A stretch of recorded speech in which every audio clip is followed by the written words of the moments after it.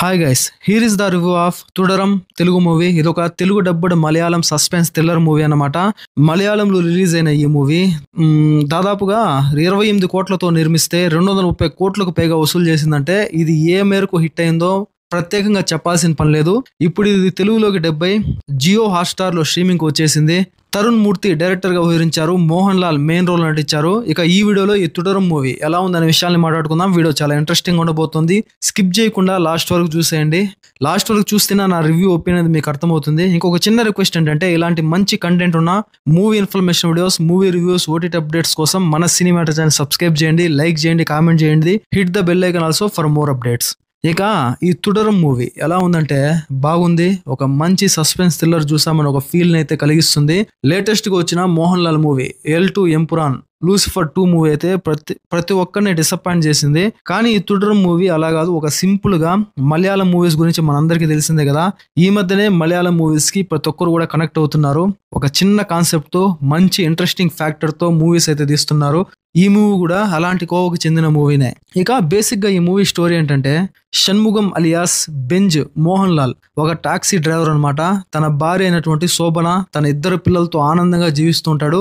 ఒక గంజాయి కేసులో షణ్ముగం హీరో కారుని పోలీసులు సీజ్ చేస్తారు. కానీ ఎన్ని రకాలుగా ప్రయత్నించినా కారు ఇచ్చేందుకు ఎస్ఐ బెన్నీ అయితే ఒప్పుకోడనమాట. అయితే ఇలా కాదని చెప్పిందే హీరో సిఐ జార్జ్ ని అయితే అడుగుతాడు. కానీ బెంజి హీరో అడగగానే సిఐ అయితే కారు తాళాలు ఇచ్చేస్తాడు. కానీ ఒక షరత్ అయితే పెడతాడు. అడవిలో జరిగే ఒక జాతరకు తీసుకెళ్లమని అడుగుతాడు. కానీ అక్కడికి వెళ్ళిన తర్వాత తన కొడుకు అయితే మిస్ అవుతాడు, హీరో కొడుకు. ఆ తర్వాత తన కొడుకును వెతికే క్రమంలో అటు హీరోకి చాలా వరకు అసలు మైండ్ బ్లాక్ అయ్యే విషయాలు తెలుస్తాయన్నమాట. ఇంతకీ ఆ విషయాలేంటి, తన కొడుకు ఎందుకు మిస్ అయ్యాడు అనేది మనం ఈ మూవీ చూసి తెలుసుకోవాల్సిందే. ఇక ఈ మూవీ గురించి మాట్లాడుకుంటే మలయాళ చిత్ర పరిశ్రమ ఇప్పుడు కూడా ప్రయోగాలకు పెట్టింది పేరు. ఇప్పుడు కూడా ఒక చిన్న కాన్సెప్ట్ తో స్టోరీ చాలా సింపుల్ గా ఉంటది. ప్రతి ఒక్కరిని ఎంగేజ్ చేసే విధంగా ఉంటది. ఎక్కువ ఆడంబరాలకు పోరు, భారీ బడ్జెట్లు ఉండవు. ప్రతి ఒక్కరిని ఇంప్రెస్ చేసే విధంగా ఉంటది ఆ కథనాలన్నీ కూడా. డైరెక్టర్ తరుణ్ మూర్తి ఎంచుకున్న ఈ కథ, ఈ స్టోరీ రొటీన్ క్రైమ్ థ్రిల్లర్ అయినా కూడా చివరి వరకు కూడా చూసే ఆడియన్స్ ని ఎక్కడా డిసప్పాయింట్ అవ్వకుండా ఆ సస్పెన్స్ ని పంచడంలో విజయం సాధించాడనే చెప్పాలి. ఈ సూత్రమే ఈ మూవీ ఇంత పెద్ద విజయానికి కారణం అని చెప్పింది నేను అనుకుంటాను.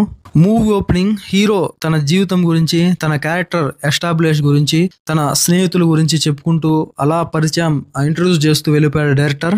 ఎప్పుడైతే హీరో కారును పోలీసులు సీజ్ చేస్తారో అక్కడి నుండి కూడా స్టోరీలో ఒక అసలైన ఇంటెన్స్ డ్రామా అనేది మొదలవుతుంది.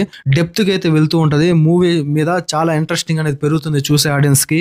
సీజ్ చేసిన కారును ఎస్ఐ బెన్నీ ఇవ్వకపోవడం, ఆ తర్వాత మరుసటి రోజు వచ్చి అడగగానే సిఐ జార్జ్ కారుని ఇచ్చేయడం చూస్తే పోలీసులు ఏదో కుట్ర చేస్తున్నారని చెప్పి ఇట్టే అర్థమైపోతుంది. ఇది కొంచెం మైనస్ అనిపించింది.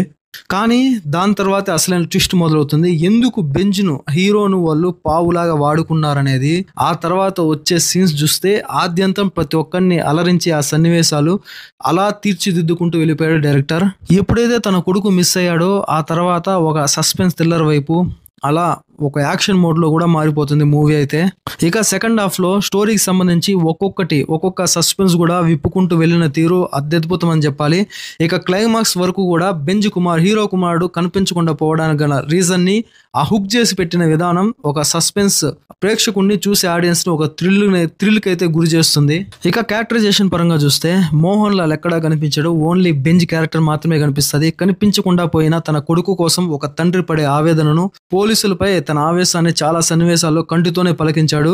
ఆ బాధ, కోపం, వేదన అన్నిట్లోనూ కూడా ఎమోషన్స్ లో 100% ఎఫర్ట్ పెట్టి మోహన్ లాల్ అనిపించుకున్నాడు అనమాట. ఇక హీరో క్యారెక్టర్ లో శోభన అయితే మెప్పించారు. ఇక ఈ మూవీలో విలన్ గా నటించిన ఎస్ఐ బెన్నీగా బిను పప్పులకు, సిఐ జార్జ్ గా ప్రకాష్ వర్మ, ఇద్దరికి కూడా ఎన్ని మార్కులు వేసినా తక్కువే. అటువంటి విలన్ క్యారెక్టర్ లో ప్రతికూల పాత్రలో వీళ్ళిద్దరూ కూడా జీవించేస్తారని చెప్పాలి. వాళ్ళ క్యారెక్టర్ కూడా ఆ విధంగా ఎలివేట్ అయిందనే చెప్పాలి.